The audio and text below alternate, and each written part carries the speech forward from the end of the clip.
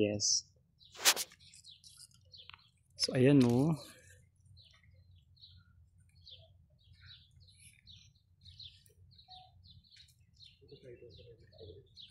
Ayan.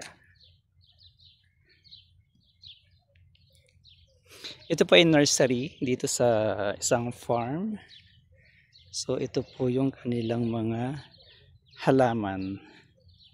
So yan po, nandito po tayo sa farm ngayon. So marami tayong makikita mga halaman, especially aloe vera. So yan. So ito po. Yan.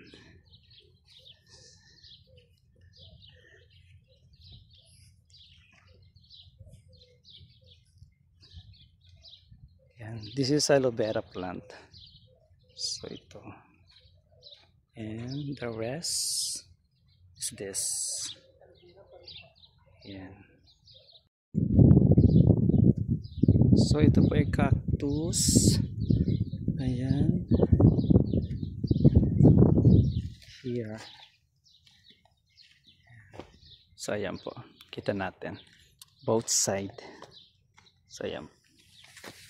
So this is it. And this is aloe vera also. Another side is snake plant.